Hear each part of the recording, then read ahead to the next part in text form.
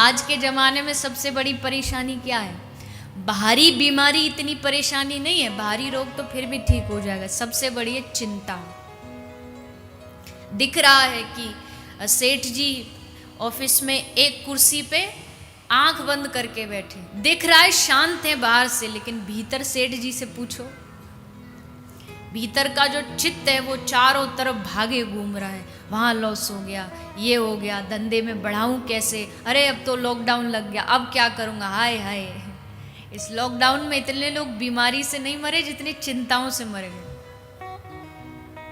रोग से नहीं मरे, चिंता, अरे अब क्या होगा, अब कैसे होगा। कहावत है ना, चिंता किसके समान होती है। देखो कहा ना, प्रवचन कौन नहीं दे सकता, आप भी दे सकते हैं। सबको पता है चिंता चिता समान। आप भी कह दोगे, मैं भी कह दूंगी, चिंता चिता समान। कहने में क्या गया, पर आचरण किसने किया। क्या अब भी हमारे मन में चिंता है कि हाय हाय क्या होगा, अरे कैसे होगा। चिंता होती है किसके मन में, संसारी के मन में। पर जो भगवत भक्त होता है ना, नरसिंह मेहता, लाली का अपनी बेटी का भरने जाना है अपना मायरा। दो भाव हैं, एक में लिखा है भात भरने गए थे, भक्तमाल में भी कुछ लिखा है, और दो भाव हैं, जो भी हो। और बेटी के परिवार वालों ने, माने ससुराल वालों ने लंबी चौड़ी लिस्ट बना के भेज दी कि इतना इतना सामान आना चाहिए हमारी अपनी पुत्री के लिए, जब भी आओ तो इतना सामान हो तभी आना। अब सामान ऐसा वैसा नहीं, लाखों का उस समय में इतना सामान लिख करके भेज दिया। पर नरसिंह मेहता चिंता में बावरे नहीं हुए, बस मजीरा लिया हाथ में और मजीरा लेके ठाकुर जी का नाम ले रहे। कोई चिंता नहीं। हे प्रभु, आज तक तूने संभाला, इज्जत जाएगी तो हमारी नहीं जाएगी, इज्जत जाएगी तो तेरी जाएगी।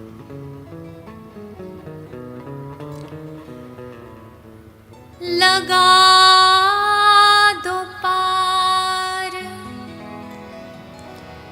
नैया को, नहीं तो डूब जाएगी। लगा दो पार नैया को,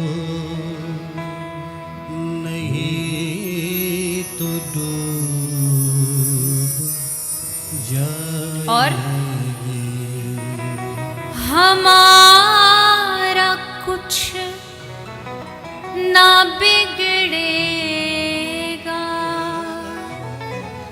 तुम्हारी लाज जाएगी। हमारा कुछ ना बिगड़ेगा, तुम्हारी लाज जाएगी। हरि शरणम हरि शरणम हरि शरणम हरि शरणम हरे शरणम हरे शरणम हरे शरणम।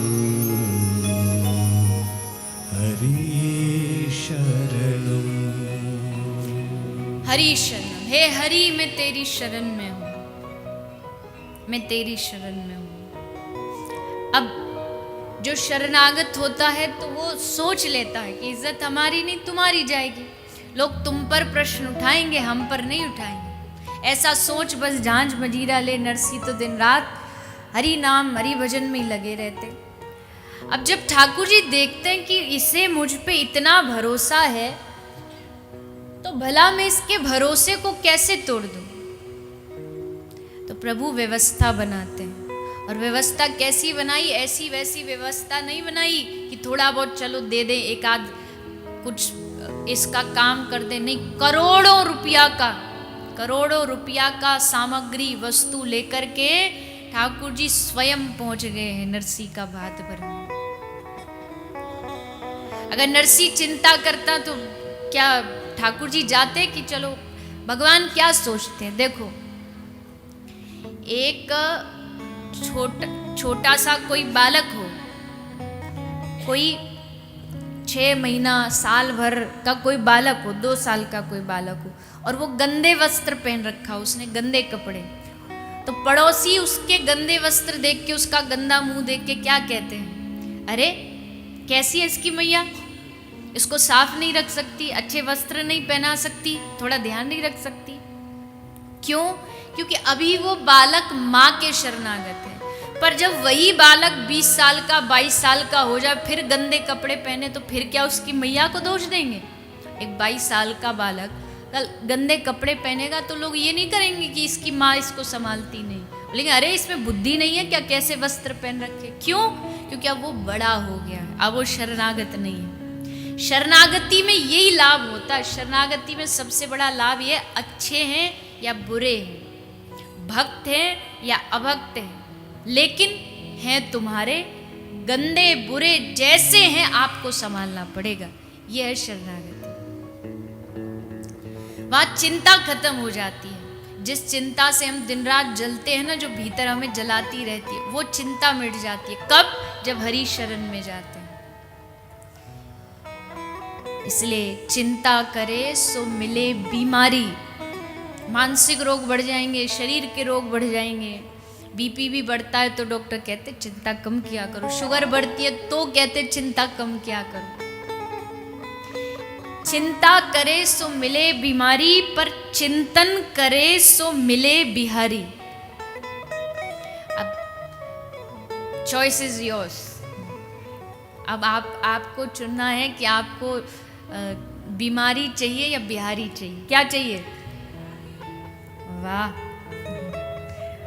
और अभी देखना, अभी थोड़ी सी भी कथा 5:30 से लेट हो जाए ना तो चिंता चालू हो जाएगी। हाय हाय, घर में कौन रोटी बनाएगा, है किसी का पशुधन होता, पशु घर में बनाओ तो अरे समय हो गया इसका उसका। पर चलिए कोई नहीं, इतना समय भी अगर आप भाव से चित्त से सत्संग को दे देंगे तो सत्संग से लाभ ही लाभ होगा। धीरे धीरे, कहा ना, परिवर्तन धीरे धीरे होता है। अभी चिंता हो रही, धीरे धीरे समय आएगा, ठाकुर जी उस चिंता का भी हरण कर लेंगे और फिर एकदम आनंद में जीवन। आनंद में जीवन किसका? जिसको कोई चिंता नहीं, उसका जीवन आनंद में है। जिसको पास करोड़ों है उसका जीवन आनंद में नहीं है। इस गलत फहमी में मत रहना। आनंद में वो है जिसको किसी प्रकार की चिंता नहीं। होगा, ऐसा नहीं कि नहीं हो सकता। हम कह देते हैं अरे हम तो गृहस्थी है महाराज, हम चिंता नहीं करेंगे तो क्या होगा। अरे गृहस्थियों की कथा सुनो ना, भागवत इसीलिए तो है। सुदामा गृहस्थी थे, नरसी गृहस्थी थे, एकनाथ जी गृहस्थी थे, पर गृहस्थ में रह कर के क्या भगवान की प्राप्ति कर ली। गृहस्थ जीवन का बहाना देकर के भगवान से भागिए मत। ब्रज में संत कहते हैं कि गृहस्थ से बड़ा और तो कोई भक्त हो नहीं सकता। क्यों? क्योंकि जो साधु है बाबा जी, उसने तो सब कुछ त्याग दिया है, तो उसको मोह है ही नहीं, ना बीवी है ना बच्चे, कोई नहीं। पर परिवार होते हुए भी जो भगवान से जुड़ जाता है, उससे बड़ा और कोई संत नहीं हो सकता है। क्योंकि इतनी जिम्मेदारी थी, कदम कदम पर माया पकड़ने के लिए खड़ी थी, फिर भी उससे छूट के आगे निकल गए। इससे बड़ा आश्चर्य और क्या होगा। तो गृहस्थ जीवन की कोई बहाना नहीं लगाना चाहिए कि हम तो। अचंभा तो तब होता है, कई बार ऐसे लोग होते, 3 घंटे कथा हो गई, सुन ली, उसके बाद घर गए, उनके घर थोड़ा कुछ प्रसादी वगैरह, फिर वहाँ कहते हैं कुछ सत्संग सुनाइए ना। उनका अभी तो सुन के आए हो 3 घंटे। बोले नहीं नहीं थोड़ा सा और, वो भी सुना दिया। अब सुनाने के बाद क्या बोलते, आपने बात तो बड़ी अच्छी कही, पर क्या करें ना, परिवार वाले हैं ना, माया वाले हैं, अरे तो पहले ही बता देते, 3 घंटे बोलते नहीं। ये बात ही बतानी थी कि भाई परिवार वाले ये तो पता ही है। और आप तो सत्संग इसलिए सुन रहे हैं ना कि सुने और फिर सुनकर के उसमें से कुछ चुने और चुन करके फिर धीरे धीरे धीरे धीरे जीवन को सही दिशा की ओर लेकर के जाए।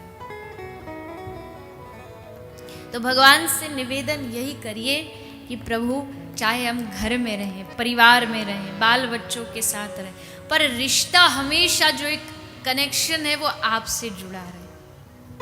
इसका सबसे बड़ा उदाहरण कौन है? यथा ब्रज गोपिका नाम।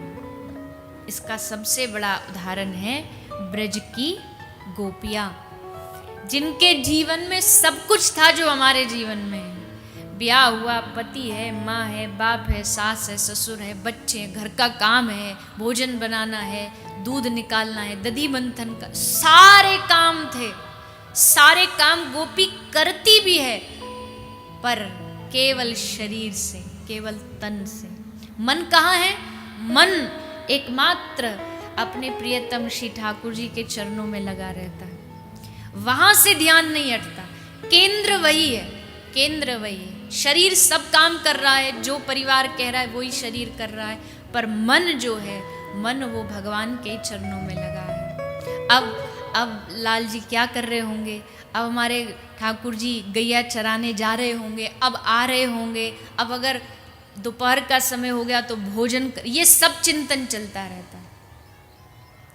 तो ये हमारे अंदर भी उतनी स्थिति में तो नहीं आ सकता, क्योंकि गोपी तो, सन्यासी भी, महापुरुष भी उनके चरणों की धूल बनना चाहते हैं। पर इतना तो प्रयास करना चाहिए कि समय समय पर दिन में कुछ समय तो ऐसा हो जब आपको भगवान का स्मरण हो, उनकी याद आए।